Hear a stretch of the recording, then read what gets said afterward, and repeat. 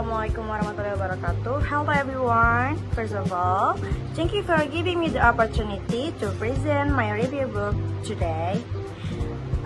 The book that I will review is Effective Teaching in Schools, Theory and Practice by Chris Kirikou.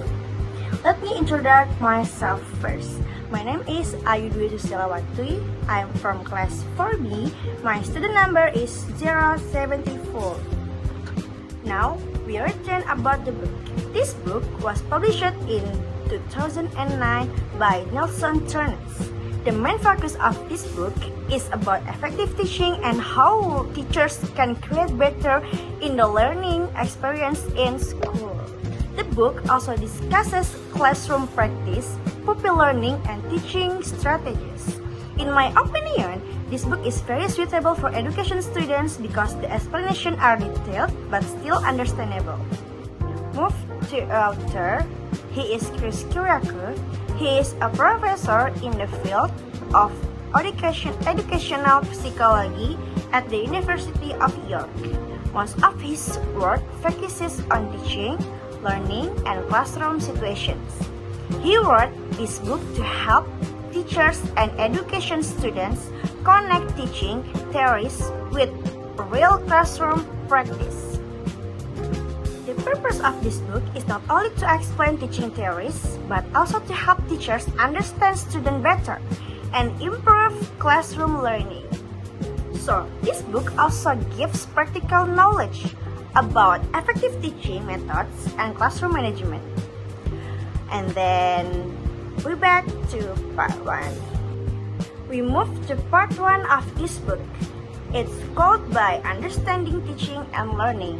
Yeah, as we know, this book, there's 3 parts, and now we move to part 1 first. In this section, the author explained the meaning of effective teaching and how students learn in different ways. The book discusses several learning aspects such as cognitive issues, developmental issues, and affective issues. From this part, I learned that every student has different learning needs, and teachers should understand those differences to make learning more effective.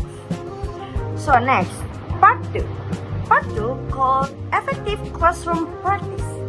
These sections focus more on real classroom situations, such as classroom management, pupil differences, teacher qualities, and also relationship with pupils, and last, student behavior.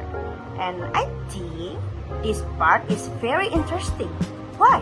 Because it explains challenges that teachers may face in school and how teachers should respond personally.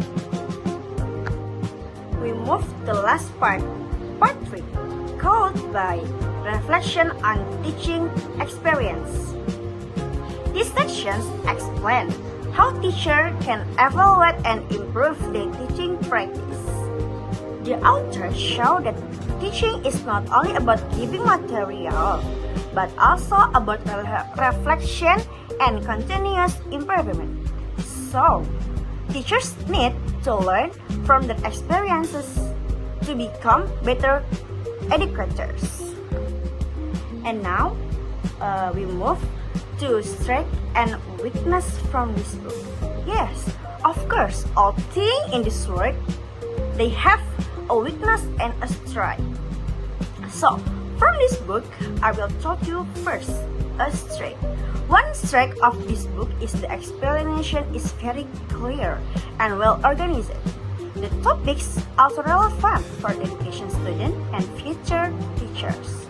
However, some chapters are quite and long and more theoretical, so several parts may feel difficult for readers who prefer practical examples. Yes, such me.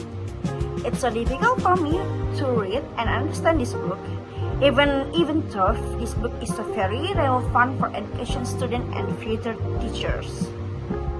And my opinion, after I read this book, I think it gives a lot of useful knowledge for the teacher and learning process.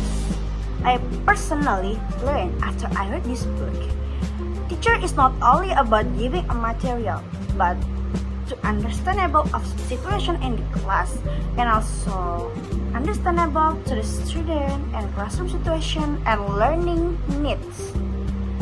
And to conclude effective teaching in school, theory and practice is very useful reference book for education students and future teachers.